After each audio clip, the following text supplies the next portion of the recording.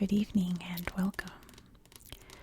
Tonight we will be going over the history and geography of Anibare in Nauru.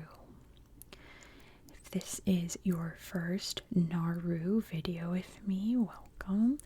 I have done a bunch, and I'll be sure to link the little playlist up in the corner of all of my Nauru videos so you can learn more of the details of this very fascinating place. Let me zoom out to start so you can see the island of Nauru. Let me trace it for you here with my pencil. Nauru is the world's smallest republic. It is not the smallest country in the world, but the only ones smaller are Monaco, which is a kingdom, and the Vatican, which is the Vatican. So it is the world's smallest republic, the world's smallest country with an elected government. Let's zoom out so you can see exactly where Nauru is on our beautiful planet. You can see that we are in the Pacific Ocean. We have the Marshall Islands up here, Tuvalu, there's Tonga, we've got the Solomons over here, the other islands of Micronesia up here. And if we zoom out more, we can see Australia and Japan's way up there, Malaysia. So we are in what's considered the South Pacific, even though it's kind of the most northern part of the South Pacific. We are very near the equator. Nauru is just a little rock out here. If you saw my last Nauru video, I went on and on about how Nauru is a coral island, and I learned, like literally a couple hours after filming that video, that Nauru is not a coral island at all. It is technically a volcanic island. There are two types of islands, volcanic and coralline. Volcanic island is obviously made out of volcanic rock or is an actual volcano itself. By volcanic rock, I mean like hardened lava, you know. Or a coralline island is a bunch of coral grouped together to form a landmass. Eventually, that coral collapses from the inside out and creates atolls, which are those big ringed islands. So, technically, Nauru is a volcanic island. There is a volcano underneath Nauru, but Nauru, as we see it here, is made up of the coral that has gathered on the top of the volcano. So, technically, it is not a coralline island, despite being made out of coral. Oh, Nauru never change. Nauru is just a strange little anomaly in world history, and my channel exists because of Nauru. My channel exists because I was born on Wikipedia one day. I was reading about countries I knew nothing about, came across Nauru, and was absolutely fascinated with the very strange up and down roller coaster history of this country that I had to tell people about it. And thus my channel was born, all because of Nauru. But let's talk about this corner here, Anibare. Anibare is actually the largest district of Nauru, but also the least populated. And as you can see, pretty much everyone here lives along the coast, just like everyone in Nauru. There is a bay you can see here, which is very unusual in Nauru. I think there's only one other. Since Nauru is technically made of coral, it's surrounded by this very, very thick coral reef here that ships cannot dock at. So there's one man-made one. You'd see they'd have to cut into the coral and dig it out to make a little harbor here. But otherwise, ships would have to dock outside, and they would go back and forth with little boats, or on the other side of the island use big cranes. So, sorry to this coral, but you know, how else can you safely dock on this island, right? There's a basketball court here. There's actually there's a slideshow, very brief, of what Anibare looks like. You can see the ocean out there, and you can see the rocky remnants of the phosphate mines here. As far as the eye can see, pretty much, isn't it? Beautiful sunset or sunrise over the Pacific Ocean there. That must be from the dock or the harbor, I guess. But we'll go look at the interior a little bit. There's a basketball court. People can come and play some pickup games here. It looks very wet. It must have just rained. But this basketball court has seen many better days, hasn't it? What does that say? Dunk your dunk? Okay. But people still come here and play their basketball games. I mean, where else but a basketball court? And what else is really fun about this place is that it has a beautiful beach that has no pictures on here. So I can't show you this nice beach area, but I have read that this is the best place to surf in Nauru. So I wonder if the coral here is just thick enough that it creates big old crashing waves that you can go surfing. You know, up in the north is the snorkeling area. I guess this is the surfing area. Also, Google Maps added some new layers so we can see pretty much any detail. We can see little eateries here. There's a church. There's the mini mart there by the basketball court. You can get some snacks after your game. A fisheries area there by the harbor. Very appropriate. And what else have we got? We've got a Chinese restaurant here. Yum, yum, yum, yum. Love Chinese food. But that is the coastline there. You can see that's the ring road. And all throughout the middle, we have the rocky, mined out interior. So Nauru was covered in a mineral known as phosphate. Phosphate is made out of guano. In this case, the guano is made out of seagull poop. The island was absolutely covered in it. And in the very early 1900s, phosphate was very highly prized to be used in fertilizers. So, at first it was the Germans who controlled the island, who were mining. Then during World War I, it became the Japanese who were mining. After World War II, it was the Australians who were mining. And then Nauru gained its independence, so they can go mining. And they got filthy rich off of it, but they also destroyed the landscape of this island.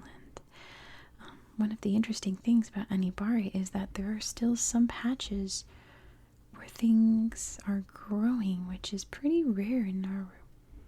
You can see up here they really dug out like crazy. There's nothing left. They scraped down to the very bottom of the soil. If we get further up, we reach the actual processing factories and things, but they're not at Anibare, so we won't talk about them today. But there is no more phosphate left. Apparently there is a stockpile here in Anibare, but it's probably hidden.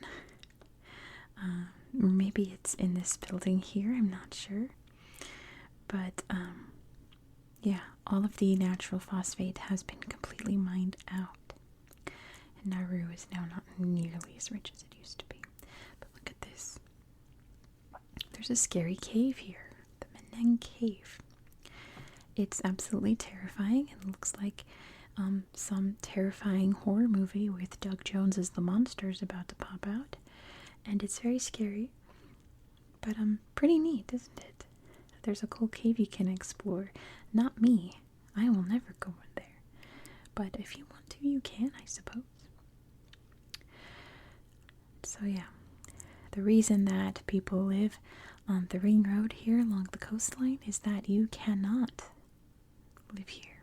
The land is destroyed and there's nothing they can do about it. You know, sometimes Because I lay awake and think about what could happen. And it's like they couldn't get like cement to plow it over, but one, that would probably damage the environment even more. And two, you just can't get like cement trucks here. Like you would have to get them on a big ship to carry them over, and Nauru doesn't have a place to dock or unload any kind of equipment like that.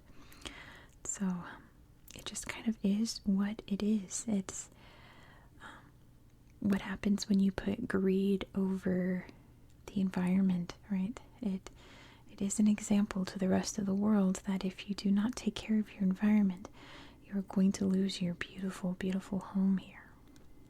But yeah, there's been many other interesting Nauru facts. Some of them have to do with this little corner, though.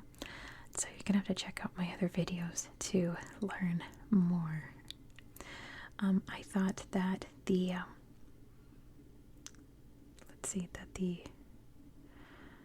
detention centers were in Anibare. They're actually over in Manang, right next door. So not talking about those either, which is probably the saddest part of Nauru's history.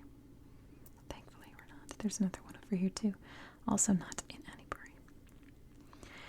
So not today, thankfully, because that's very, very depressing to talk about. What else can I say about this corner of the island? I'm not sure.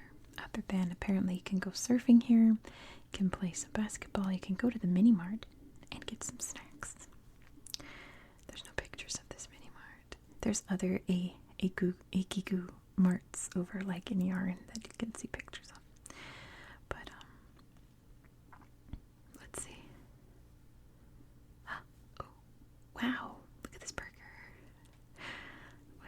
Oh, those are French fries covered in ketchup. I was like, what fruit is that? It's not a fruit at all. Nauru has the worst obesity rate per capita in the world and the highest rate of diabetes per capita in the world. And that is because there is nowhere to grow their own food. Pretty much the easiest food to get is very processed food. Any food that they can get for cheap from Australia. And most people apparently just eat stuff like McDonald's. So that leads to the obesity and the diabetes, which is another crisis in and of itself in Nauru.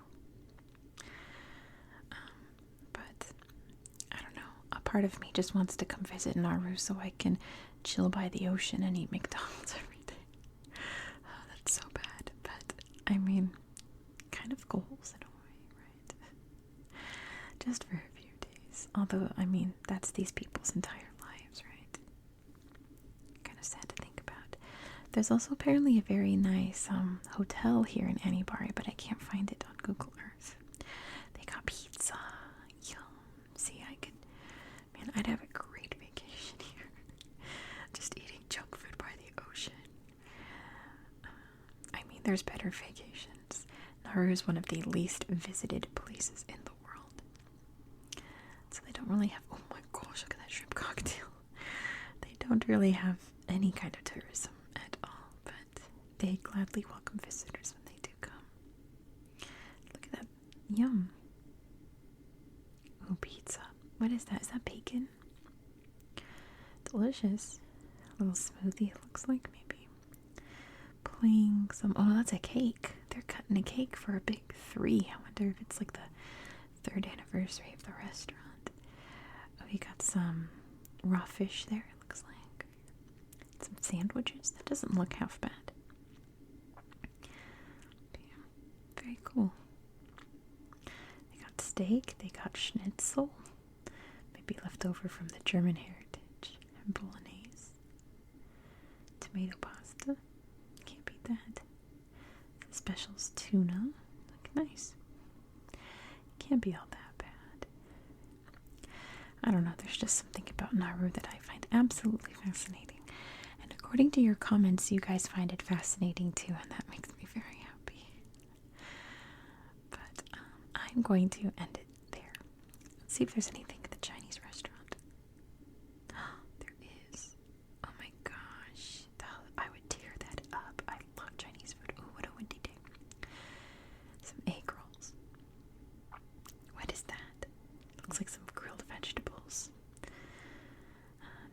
See, you get to sit by the ocean and just eat your dim sum and your orange chicken. I can't complain about that. Get some fried rice. I love fried rice. Oh my goodness, look at these cuts of whatever that is. I'm not sure what animal that is. I got some raw fish. It looks like poke, but without any of the extra poke. Oh my gosh, that's sweet and sour. That's my favorite. Oh cool, some neat masks.